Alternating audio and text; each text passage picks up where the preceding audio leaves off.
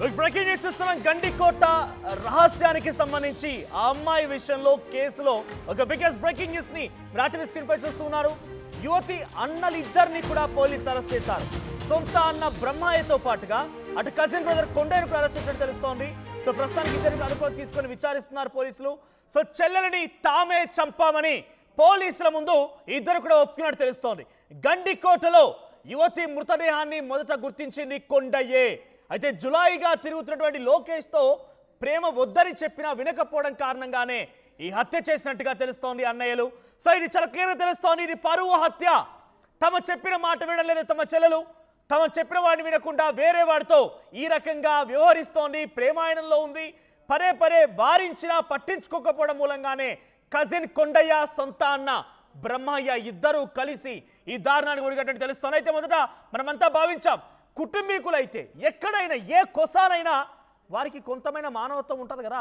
పరువు హత్య అనుకున్నా కూడా ఏదో ఒక కొసాన వాళ్ళు కొంత ఆలోచించి ఉంటారు కదా.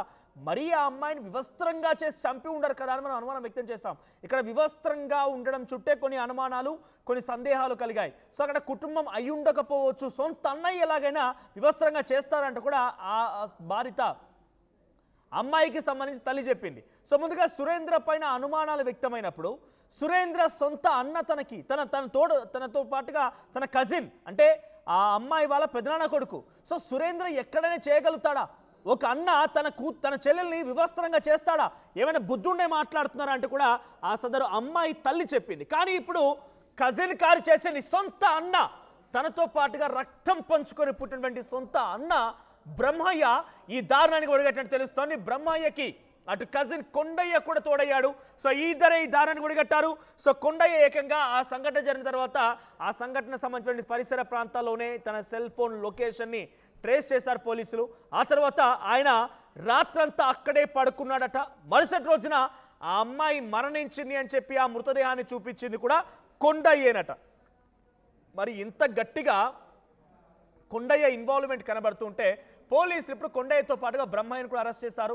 ఇద్దరిని కూడా ప్రస్తుతం పోలీసులు విచారిస్తే వాళ్ళు ఒప్పేసుకున్నారు. ఎస్, మా చెల్లెని చంపింది మేమే, మాకు ఇష్టం లేనటువంటి ఒక వ్యక్తితో తిరుగుతోంది కాబట్టి మేము చంపేస్తాం. ఇది చాలా క్లియర్. ఒంటరిగా వెళ్తున్నటువంటి ఆ యువతి ఫోటో మనం ఆర్టీవీ స్క్రీన్ పై చూస్తున్నాం. సో అక్కడ సర్కిల్లో మీకు కనబడుతుంది చూడండి, అక్కడ నడుచుకుంటూ వెళ్తోంది ఆ యువతి. ఆ సర్కిల్ మీకు పాయింట్అవుట్ చేసి చూపిస్తున్నాము.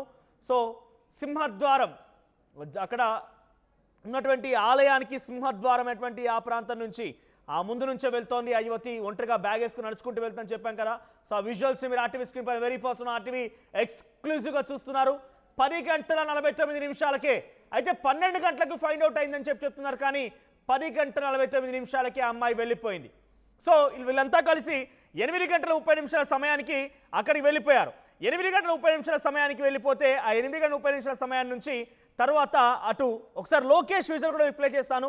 లోకేష్ ఒక గంట 2 గంటల తర్వాత బయటకు వచ్చాడు. 10:40కి ఆయన బయటకు వెళ్ళిపోయాడు. ఆ తర్వాత కొన్ని నిమిషాల్లోనే 9 నిమిషాల్లోనే ఇక్కడ మీరు చూస్తున్న విజువల్స్, ఫస్ట్ విజువల్లో లోకేష్ ఆ అమ్మాయితో కలిసి అక్కడికి వెళ్ళిపోయాడు. సో గండికోట దగ్గర ఉన్నటువంటి ఆ రిసార్ట్ దగ్గర వెళ్ళిపోయేటువంటి ఆ దృశ్యాలు మనం చూస్తున్నాం. సో 8:30కి ఎగ్జాక్ట్గా 8:32కి ఎగ్జాక్ట్గా లోకేష్ అక్కడ లోపల ఉండడం చూస్తున్నాం. ఆ తర్వాత 10:49కి ఆ అమ్మాయి బయటకు వస్తున్న దృశ్యాలు. ఇన్ బిట్వీన్ లోకేష్ ఒక్కడే ఒంటరిగా 10:40కి బయటకు వచ్చాడు. అంటే కొన్ని నిమిషాల్లోనే ఆ అమ్మాయి కూడా బయటకు వచ్చింది. ఆ విజువల్ కూడా వెరీ ఫస్ట్ ఆర్టీవీ ఎక్స్క్లూజివ్గా మీకు ఈ విజువల్స్ని సీసీటీవీ కెమెరాని చూపించే ప్రయత్నం చేస్తున్నాము. సో ఈ విజువల్లో మనం చూడొచ్చు, అక్కడ నడుచుకుంటూ వెళ్తుంది ఆ అమ్మాయే. సో ఆ తర్వాత పోలీసులు చాలా క్లియర్గా ఒకరి తర్వాత ఒకరిని చాలా క్షుణ్ణంగా విచారిస్తూ ఉన్నారు. తాజాగా ఇక తేల్చేశారు, దాదాపుగా ఆ అమ్మాయిని చంపింది మేమే అని చెప్పి సొంత అన్న బ్రహ్మయ్య, తన కజిన్ కొండయ్య ఇద్దరు కూడా ఒప్పుకున్నట్టు తెలుస్తోంది. ఏదేమైనా ఈ ఘటనలో చాలా క్లియర్గా పరువు హత్య అనేది కనబడుతోంది. ఒక ముక్కు మొహం తెలియని వ్యక్తితో, లోకేష్ అనేటువంటి వ్యక్తితో, at the same time Lokesh కూడా కొంత సామాన్యంగా తిరిగే వ్యక్తి, పెద్దగా ఆయన కూడా చదువు సంధ్య ఏమీ లేదు. సో బయట గాలి తిరిగే వ్యక్తే. సో లోకేష్ అనే వ్యక్తితో ఈ రకంగా బయట తిరుగుతోంది, వద్దన్నా ఈ రకంగా ప్రవర్తిస్తోంది. సో చెల్లిని ఈ రకంగా మేము చూడలేకపోతున్నామని చెప్పే ఆ అన్నలే ఇద్దరు ఈ దారుణానికి ఒడిగట్టినట్టు తెలుస్తోంది. సో బ్రహ్మయ్య, కొండయ్య ఇద్దరిని కూడా పోలీసులు విచారిస్తున్న క్రమంలోనే ఈ విషయాలు చాలా క్లియర్గా చెప్పుకొచ్చారు. జులాయిగా తిరుగుతున్నటువంటి లోకేష్ని తన చెల్లెలు ప్రేమించడం ఇష్టం లేదు, తనతో పాటుగా వెళ్ళడం ఇష్టం లేదు. అందుకే మేము పరువు హత్యలో భాగంగానే మా పరువు పోతుందని భావించే మా చెల్లెల్ని హతమార్చాం. ఒక విషయం గమనించండి, ఎంత అన్నలు ఎంత పరువు హత్యగా ఇదంతా చేసినా ఎంత దారుణం అంటే ఆ సదరు ఆ అమ్మాయిని వివస్త్రంగా చేశారు. చాలా దారుణంగా ఆ 20 ఫీట్ల లోతులో అక్కడ అమ్మాయి మృతదేహం లభించిందో అక్కడికి వెళ్ళిపోయి ఈ రకమైనటువంటి దారుణంగా హతమార్చే అవకాశం లేదు. ఆ ఇద్దరు కూడా వేరే ఒక చోట ఆ అమ్మాయిని హతమార్చి ఆ తర్వాత ఇక్కడ పడవేసి ఉంటారనేది ప్రస్తుతం చాలా క్లియర్గా అర్థమవుతోంది. సొంత అన్నలే, తన తోబుట్టు రక్తం పంచుకొని పుట్టినటువంటి అన్ననే తన చెల్లెల్ని నచ్చజెప్పుకోవాలి. వినకపోతే మరి ఆ అమ్మాయి సమస్య ఏంటో తెలుసుకోవాలి. లోకేష్తో ఉండడం ఆ అన్నకి ఇష్టం లేకపోతే మాన్పించాలి, రక్షణగా ఉండాలి, కలవకుండా చూసుకోవాలి. తనని ప్రేమించి ఇలా కాదమ్మా చెల్లమ్మ అని చెప్పి దగ్గర తీసుకొని కూడా చెప్పాల్సిన అవసరం ఉంటుంది. కానీ సొంత అన్న, ఒకే తల్లి గర్భంలో నుంచి వచ్చినటువంటి సొంత అన్న ఆ చెల్లెని వివస్త్రంగా చేసి అక్కడ పడేశారంటే చిన్న విషయమేం కాదు. ఆ అమ్మాయిని వివస్త్రంగా చేయడం అంటే నిజంగా ఎంత క్రూరంగా బిహేవ్ చేసి ఉంటారనేది మాత్రం చాలా క్లియర్గా అర్థమవుతోంది. సో కొండయ్య ఆ తర్వాత అటువైపుగా బ్రహ్మయ్య ఇద్దరిని కూడా పోలీసులు విచారిస్తే విస్తుపోయే విషయాలు బయటకు వచ్చాయి. సో మేము చంపేశాము, మేమే చంపింది అని మాత్రం చాలా క్లియర్గా వాళ్ళు చెప్తున్నట్టు తెలుస్తోంది. సో ప్రస్తుతానికి ఇక ఈ కేసుకు సంబంధించి ఒక అంశం కొలికి వచ్చినట్టు భావించాలి. సో దాదాపుగా కన్ఫర్మ్ అయిపోయింది, వాళ్ళంతా కూడా ఈ రకంగా చెప్తున్నారనేది తెలుస్తున్న నేపథ్యంలో ఇక పోలీసులు కూడా మరి కాసేపట్లోనే ఆ ఇద్దరిని కూడా మీడియా ముందు ప్రవేశపెట్టే అవకాశం కనబడుతోంది. మీడియా ముందు ప్రవేశపెట్టి ఆ ఇద్దరిని కూడా ప్రొడ్యూస్ చేసే అవకాశం కనబడుతోంది. ఇంకా డీటెయిల్డ్గా అసలు ఏం జరిగింది, ఎలా చేయగలిగారు, లోకేష్తో పాటు వెళ్ళిన తర్వాత వీళ్ళు ఎక్కడ ఫైండ్ అవుట్ చేశారు, ఎక్కడ కూడా సీసీటీవీ కెమెరాకి చిక్కకుండా ఎంత జాగ్రత్త పడ్డారు, ఎంత స్కెచ్ వేశారు, ఎంతగా నిర్వహించారు, ఆ తర్వాత ఏం జరిగింది ప్రతిదీ కూడా క్షుణ్ణంగా పోలీసులు వివరించే అవకాశం కనబడుతోంది. ఫైనల్గా ఆర్టీవీ ఫస్ట్ నుంచి కూడా ఈ విషయం పైన కాన్సన్ట్రేట్ చేసింది. మొదటి నుంచి కూడా మేము ఈ విషయం పైన ఎప్పటికప్పుడు అప్డేట్స్ మీకు అందించే ప్రయత్నం చేస్తున్నాము. వెరీ ఫస్ట్ ఆర్టీవీ ఎక్స్క్లూజివ్గా మీరు ఈ బ్రేకింగ్ మీరు చూస్తూనే ఉన్నారు. కంటిన్యూస్ కవరేజ్ 8 రోజులుగా కంటిన్యూస్గా ఆర్టీవీ ఇక్కడ జరిగేటువంటి ఆ బాధిత ఆ అమ్మాయికి డెఫినెట్గా న్యాయం జరగాల్సిందే. పోలీసులను కూడా క్వశ్చన్ చేశాము. సో పోలీసులను కూడా మేము అడిగింది ఒకటే, మీరు మీపై నమ్మకం కలగాలి అంటే వెంటనే అక్కడ నీతిలో ఎవరో ఫైండ్ అవుట్ చేయండి. ఎందుకు ఆలస్యం చేస్తున్నారు? మీరే ప్రెస్ మీట్లు పెడతానని చెప్పి, మీరే అనౌన్స్ చేస్తానని చెప్పి పెట్టకపోవడం మూలంగా కూడా మీ వైపుగా వెళ్ళి చూపించాల్సి వస్తుందని కూడా మనం మాట్లాడుకొచ్చాం. 1 గంట క్రితమే నేను నా కొలీగ్ నందు ఇద్దరం కలిసి ఇందులో ఉన్నటువంటి అనుమానాలు ఏంటి, సందేహాలు ఏంటి చాలా క్లియర్గా మీకు చెప్పుకొచ్చాం. సాయంత్రానికల్లా దీంట్లో మేము కూడా చాలా లోతుగా అటు పోలీసులో ఇన్వెస్టిగేషన్ కొనసాగుతుండగానే మా ప్రతినిధి కిషోర్ తన టీంతో పాటు ఇక్కడికి వెళ్ళిపోయి గండికోట రహస్యానికి సంబంధించినటువంటి ఛేదించే ప్రయత్నం చేశారు. సో ఈ నేపథ్యంలోనే కిషోర్ ఎఫర్ట్స్ చాలా క్లియర్గా కనబడుతున్నాయి. కొండయ్య అండ్ బ్రహ్మయ్య ఇద్దరు కూడా ఈ దారుణానికి ఒడిగట్టినట్టుగా ఇన్ఫర్మేషన్. సో ప్రస్తుతానికి మా ప్రతినిధి కిషోర్ అందుబాటులో. కిషోర్, సో ఫస్ట్లీ ఏంటి బ్రహ్మయ్య అండ్ కొండయ్య మనం అనుకున్నట్టుగానే వీళ్ళే చేసి ఉంటారా అనేటువంటి అనుమానానికి వాళ్ళు ఒప్పుకున్నట్టు తెలుస్తోంది. ఎస్ మేమే చేశామని చెప్పి పోలీసుల ముందు వాళ్ళ కన్ఫ్యూషన్ అందించారు. ఏంటి పరువు హత్యగా భావించాల్సి ఉంటుంది? ప్రస్తుతం ఇంకా అప్డేట్స్ ఏమున్నాయి?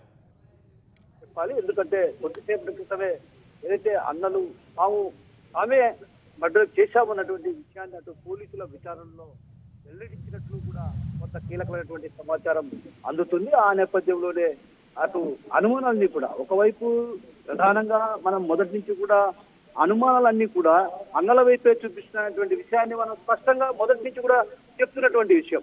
ఇది కేవలం పరువు హత్య అనే విషయాన్ని కూడా మొదటి నుంచి కూడా చెప్తున్నటువంటి. అయితే ఇక్కడ ప్రధానంగా సురేంద్ర కావచ్చు, అదేవిధంగా బ్రహ్మయ్య కావచ్చు, అదేవిధంగా కొండయ్య వీళ్ళ పాత్ర ఏంటి అన్నటువంటి కోణంలో అటు పోలీసులు క్షుణ్ణంగా దర్యాప్తు చేశారు. ఏదైతే లోతుగా వీరిని విచారించినటువంటి ఆ విచారణ క్రమంలో పొంతరలేని కొన్ని సమాధానాలు రావడం, అదేవిధంగా కొంత తేడా కలిగినటువంటి నేపథ్యంలో కూడా ఒక్కసారిగా వారు తనదైన శైలిలో విచారించడంతో కూడా పూర్తి విషయాలు వెలుగులోకి వచ్చినట్టు తెలుస్తుంది.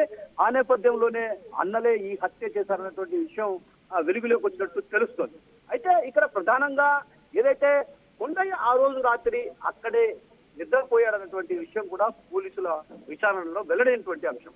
అయితే ఇక్కడ ప్రధానంగా గమనించాల్సిన విషయం ఏంటంటే కొండయ్య ఏ రోజైతే ఆ గండికోట వద్ద ఉన్నటువంటి రంగనాథ స్వామి ఆలయం పైనుంచి చూసి నేను మృతదేహాన్ని గుర్తించాను అంటే పైన ఎత్తైనటువంటి ప్రాంతంలో నుంచి మృతదేహాన్ని గుర్తించాను, అక్కడి నుంచి పోలీసులకు కూడా తీసుకెళ్లి మృతదేహం అక్కడ ఉన్నటువంటి విషయాన్ని కొండయ్య చూపించినట్టు కూడా తెలుస్తుంది. అంటే దీన్ని బట్టి చూస్తే అక్కడ పథకం ప్రకారం వీళ్ళు హత్య చేసి ఆ తర్వాత మృతదేహాన్ని అక్కడ పడవేసి ఉంటారనేది కొంత అనుమానించదగ్గ విషయం కదా. ఇలా పలు రకాల అంశాలను కూడా అటు పోలీసులు పరిగణలోకి తీసుకొని అటు అన్నయ్య ఎన్ని గంటలకు వచ్చాడు, ఎన్ని గంటలకు వెళ్ళాడు, అదే విధంగా బ్రహ్మయ్య చెన్నైకి వెళ్ళాడు సర్టిఫికేట్ కోసం అన్నటువంటి విషయం చెప్పారు. ఇలా రకరకాల కోణాలన్నీ కూడా చూస్తే ఆ తర్వాత కాల్ డేటాను ఆధారంగా చేసుకొని వాళ్ళు చూస్తే మాత్రం ఖచ్చితంగా పోలీసులకు విస్తుపోయే విషయాలు అటు విచారణలో వెలుగులోకి వచ్చాయి. అయితే ఈ నేపథ్యంలో ఇక్కడ ప్రధానంగా అయితే వీళ్ళ పాత్ర అంటే సురేంద్ర పాత్ర ఏముంది, బ్రహ్మయ్య పాత్ర ఎలా ఉంది, అదే విధంగా కొండయ్య పాత్ర అంటే వీళ్ళలో ఎవరెవరు ఏం చేశారన్నటువంటి కోణంలో కూడా అటు పూర్తి స్థాయిలో దర్యాప్తు కొనసాగుతున్న పరిస్థితి. అంటే ఒకరు బయట కాపలా కాశారు అన్నటువంటి విషయం మనం ఆర్టీవీలో ముందుగానే చెప్పాం, కొంత అనుమానం కూడా వ్యక్తం చేశాం.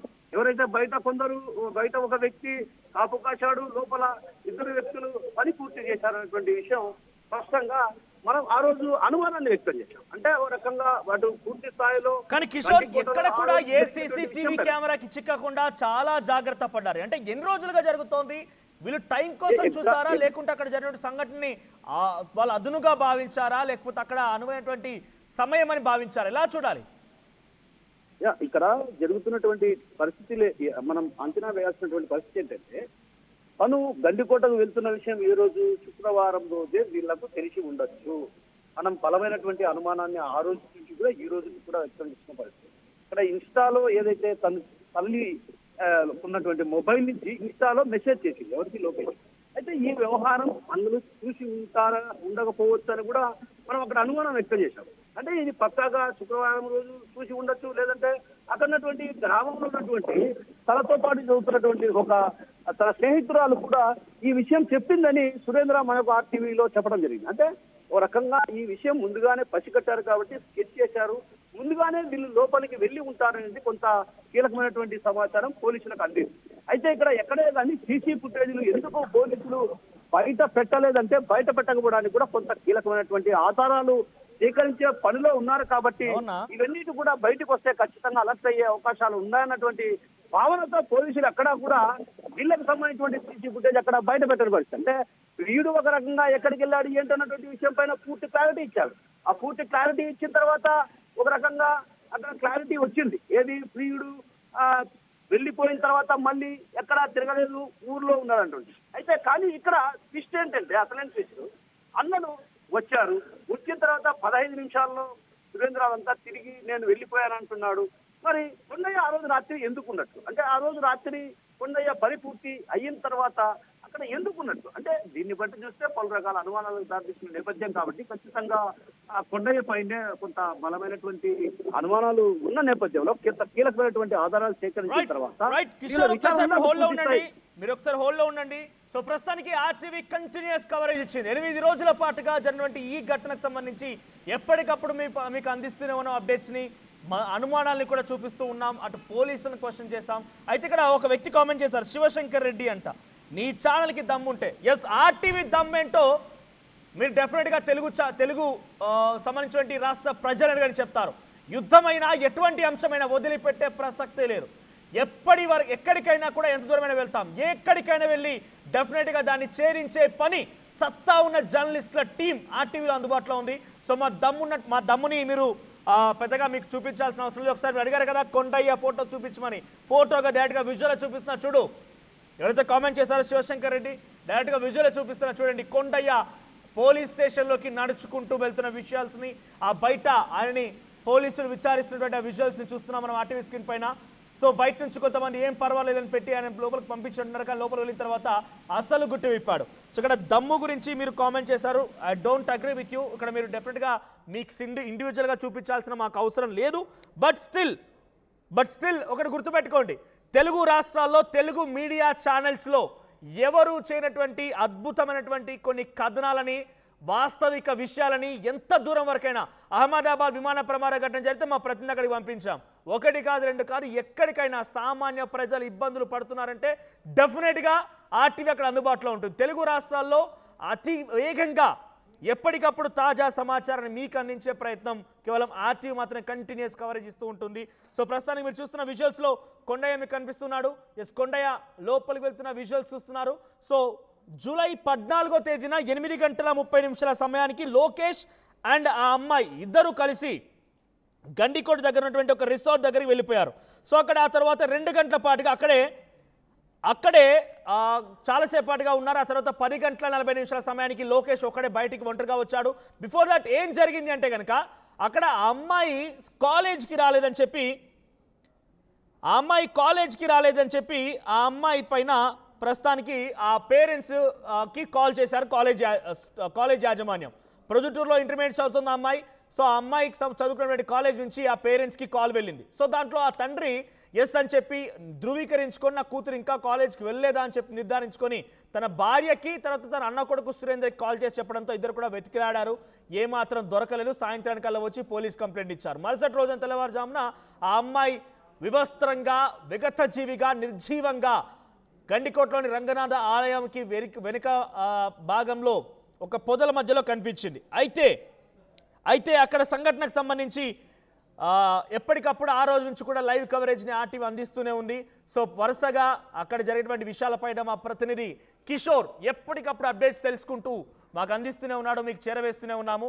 సో తాజాగా ఈ ఘటనలో కొండయ్య కూడా 2 రోజుల క్రితం అక్కడే సిగ్నల్ ట్రేస్ అయినట్టుగా అనుమానం అయితే వచ్చింది. కానీ ఇప్పుడు కొండయ్య తర్వాత ఆ అమ్మాయి సొంత అన్న, రక్తం పంచుకుని పుట్టిన అన్న బ్రహ్మయ్యని విచారించగా అసలు విషయం బయటపడింది. జులాయిగా తిరిగేటువంటి ఆ లోకేష్తో తిరుగుడు మాకు నచ్చడం లేదు, ఆయనతో ప్రేమ నచ్చడం లేదు. పలుమార్లు వారించాం, దాన్ని కంట్రోల్ చేసే ప్రయత్నం చేయం, వినకపోవడం మూలంగానే ఈ రకంగా హతమార్చామని చెప్పి పరువు హత్యలో భాగంగా ఈ రకంగా చెప్పుకొచ్చారు. ఎస్ కిషోర్, ప్రస్తుతం ఏంటి ఇంకా కేవలం కొండయ్య ఆ తర్వాత బ్రహ్మయ్య ఇద్దరే ఉన్నారా? అక్కడికి సురేంద్ర కూడా వెళ్ళాడు, తర్వాత ఆ అమ్మాయి తల్లి కూడా వెళ్ళింది. వీళ్ళ భాగస్వామ్యం కూడా ఏమైనా ఉందా? ఎటువంటి అనుమానాలు ఉన్నాయి? ఇంకా పోలీసులు వాళ్ళని వెతికే పనిలో ఉన్నారా? సురేంద్ర అండ్ అమ్మాయి తల్లి ఎక్కడున్నారు? ఈ ఘటనలో కేవలం కొండయ్య బ్రహ్మయ్య పాత్రతో పాటు అటు సురేంద్ర పాత్ర ఏంటన్నటువంటి విషయం కూడా ఇప్పటికే పోలీసు ఒక క్లారిటీకి వచ్చారు. అయితే ఇక్కడ ప్రధానంగా ఇది పరువు హత్య కాబట్టి కుటుంబ సభ్యులే చేసినటువంటి పరిస్థితి. అంటే ఇక్కడ ప్రధానంగా సురేంద్ర పాత్ర ఏంటి, అదేవిధంగా కొండయ్య పాత్ర ఏంటి, కొండయ్య ఏం చేశాడు అన్నటువంటి విషయం పైన కొంత క్లారిటీ వచ్చింది పోలీసులకు. ఎవరు బయట కాపు కాశారు, ఎవరు ఈ పథకం ప్రకారం ఈ పని చేశారు అన్నటువంటి విషయం పైన కూడా కొంత క్లారిటీ వచ్చినట్టు తెలుస్తుంది. ఆ నేపథ్యంలోనే ఇక్కడ ఈ విషయంలో కూడా పూర్తి క్లారిటీ వచ్చిన తర్వాతనే ఈ మిస్టరీ వీడే పరిస్థితి ఉందన్నటువంటి భావన మనం మొదటి నుంచి కూడా వ్యక్తం చేశాం. కానీ ఇక్కడ ప్రధానంగా ఈ రోజు ఏదైతే జరిగినటువంటి విచారణలో కూడా అటు దిమ్మ తిరిగే నిజాలు కూడా వెలుగులోకి వచ్చాయన్నటువంటి వాస్తవాలు కూడా కొన్ని వెలుగులోకి వచ్చాయన్నటువంటి విషయం తెలుస్తుంది. అందులో భాగంగానే అన్నలే ఇది ఈ పథకం ప్రకారం దీన్ని హత్య చేశారన్నటువంటి భావన అటు వ్యక్తం చేసినప్పుడు పరిస్థితి అక్కడ కనిపిస్తుంది. అయితే ఇక్కడ తల్లి పాత్ర కావచ్చు, ఇతరత్ర పాత్ర ఏముంది, అదే విధంగా దీని వెనక అసలు ఇంకా ఏముంది అన్నటువంటి కోణంలో కూడా అటు పూర్తి స్థాయిలో పోలీసులు విచారణ కొనసాగిస్తున్నారు. అసలు గతంలో కూడా లోకేష్ తో తిరుగుతున్న సందర్భంగా కూడా వాళ్ళు మందలించామన్నారు, ఆ తర్వాత మా చెల్లిని తిట్టామన్నటువంటి విషయాన్ని కూడా చెప్పారు. ఇలా పలు అనుమానాలకు దారితీసేటువంటి విషయాలను కూడా అక్కడ మీడియా పరంగా చెప్పినటువంటి సందర్భంగా కూడా వాటన్నిటినీ కూడా పోలీసులు పరిగణలోకి తీసుకున్నారు. ఇక్కడ ప్రధానంగా వాళ్ళ వీడియోలు రిలీజ్ చేయలేదు అన్నటువంటి విషయం పైన కొంత క్లారిటీ కూడా పోలీసులకు ఉంది. ఎందుకంటే వాళ్ళు ఎక్కడైతే వీడియోలు రిలీజ్ చేస్తే ఆ వీడియోలు కొంత ఎవరైతే ఈ కుట్రకు చేశారో ఆ కుట్ర నుంచి తప్పించుకునే అవకాశాలు ఉన్నటువంటి భావనతో కూడా పోలీసులు కొంత ఈ వీడియో రిలీజ్ చేసి ఉండకపోవచ్చు అన్నటువంటి భావన కూడా పోలీస్ వర్గాల్లో వినిపిస్తున్నప్పుడు. ఎందుకంటే ఎవరైనా నిందితుడు అసలు అక్కడ ఆనవాళ్ళు లేకుండా చేసినటువంటి సందర్భం, అయితే ఆనవాళ్ళు లేకుండా చేసినటువంటి నేపథ్యంలో కూడా ఒక్కసారిగా తప్పించుకునే అవకాశాలు ఉన్నాయి. కాబట్టి పోలీసులు కూడా ఇందులో కొంత కీలకంగా వ్యవహరించారనే చెప్పాలి. ఎందుకంటే మనం వాళ్ళ పాత్ర కూడా చాలా కీలకమైంది. ఎందుకంటే గత వారం రోజులుగా ఎస్పీ అక్కడే మకాం వేశారంటే ఏ స్థాయిలో ఆయన విచారణ కొనసాగించారో మనం అర్థం చేసుకోవచ్చు. పోలీసులను కూడా మనం ఇందులో కొందరు తప్పుపడుతున్నటువంటి, అయితే పోలీసులను ఇందులో తప్పుపట్టాల్సినటువంటి అవసరం లేదన్నటువంటి వాదనలు కూడా బలంగా వినిపిస్తున్నాయి. ఎందుకంటే ఇక్కడ పోలీసులు కూడా ప్రతి అంశాన్ని క్షుణ్ణంగా పరిశీలించారు. 1-4 సార్లు సురేంద్రకి ఆ తల్లికి కూడా విషయం తెలిసే ఉంటుంది. వాళ్ళు కూడా డెఫినెట్ గా వాళ్ళ పార్టిసిపేషన్ గురించి పక్కన పెడితే వాళ్ళకు కూడా ఈ రకంగా జరిగి ఉంటుంది అనేది అనుమానం డెఫినెట్ గా. బికాస్ సొంత కొడుకే ఈ రకంగా పాల్పడ్డాడు అంటే డెఫినెట్ గా తెలిసే ఉంటుంది. వాళ్ళు దాచే ప్రయత్నం చేశారా లేకుంటే వాళ్ళ భాగస్వామ్యం కూడా ఉండే అవకాశం ఉందా? ఎగ్జాక్ట్లీ. ఇక్కడ మనోజ్ ఏంటంటే తల్లికి అదే విధంగా సురేంద్రకు తెలియకుండా ఈ ఘటన జరగది కాదు. ఇదేదైతే విద్యార్థిని హత్య ఒకరితో ఇద్దరితో సాధ్యమయ్యే పని కాదు. ఎందుకంటే గండికోటలో నిత్యం పర్యాటకులు వస్తుంటారు కాబట్టి ఖచ్చితంగా ఇందులో అన్నల పాత్ర ఉంది. అయితే అన్నలు ఎవరెవరు ఏ పాత్ర పోషించారు, ఎవరెవరు అన్నటువంటి విషయం పైన కూడా కొంత క్లారిటీ పోలీసులకైతే వచ్చినట్లు సమాచారం. అయితే ఈ క్రమంలోనే ఈ విధంగా ఏదైతే తల్లికి కూడా ఈ విషయం తెలుసు, ఎందుకంటే తల్లి సెల్ ఫోన్లో నుంచే ఇక్కడ ప్రధానంగా అక్కడికి లోకేష్ మెసేజ్ చేశాడు ఏదైతే ఇన్స్టాలో.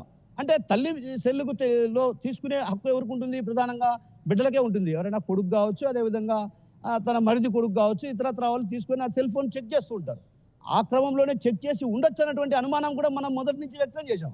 అదేవిధంగా ఆ గ్రామానికి సంబంధించినటువంటి ఓ విద్యార్థిని అదే కళాశాలలో చదువుతుంది, తనతో పాటు సన్నిహితంగా వ్యవహరిస్తున్న పాప కాబట్టి ఆమెకు శుక్రవారం రోజే ఈ విషయాన్ని చెప్పిందన్నటువంటి విషయాన్ని కూడా మనం అనుమానం వ్యక్తం చేయడం జరిగింది. అంటే శుక్రవారం రోజే వాళ్ళ కుటుంబ సభ్యులకు చేరవేశారు. అంటే దీన్ని బట్టి చూస్తే తన ప్రీ ప్లాన్డ్ గా ఒక పరువు హత్యగానే అటు పోలీసులు భావించే ఆ దిశగా దర్యాప్తు కొనసాగించారు. కాబట్టి ఈ మిస్టరీ మర్డర్ వీడడానికి ప్రధాన కారణం అన్నటువంటి భావనలు కూడా వినిపిస్తున్నాయి.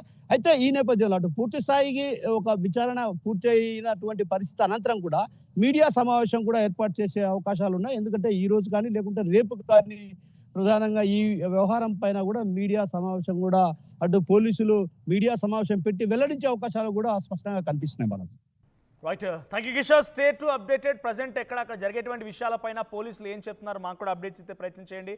సో ప్రస్తుతానికి గండికోట రహస్యానికి సంబంధించి ఏదైతే జరిగిందో 8 రోజుల పాటుగా ఈ అమ్మాయికి సంబంధించి మరణం ఎలా సంభవించింది, ఎవరు చేసి ఉంటారు, ఎలా జరిగింది, ఒక్కరికారు ఇద్దరు. ముందుగా లోకేష్ అన్నారు, లోకేష్ తర్వాత సురేంద్ర పెడతల మీదకి వచ్చింది, సురేంద్ర తర్వాత ఇంకా రకరకాల ఊహాగానాలు బయట ఉన్నాయి. ఆకతాయిలు అన్నారు, చిల్లర వేదలు అన్నారు, మారక ద్రవ్యాలు సేవించి కొంతమంది వ్యక్తులు తనపై ఈ రకంగా ప్రవర్తించారు, అత్యాచారం అన్నారు, గాయాలు లేవన్నారు, రకరకాలుగా కన్ఫ్యూజ్డ్ స్టేటస్ లో ఉండే. కానీ లైవ్ కవరేజ్ ని మేము ఇచ్చాం, మీరు చూసే ఉంటారు. గండికోటకు సంబంధించిన ఆ అమ్మాయి మరణం తర్వాత కంటిన్యూస్ కవరేజ్ ని మీకు అందించే ప్రయత్నం చేసాం. అనేక అనుమానాలు, అనేక సందేహాలు కూడా ఉన్నాయి.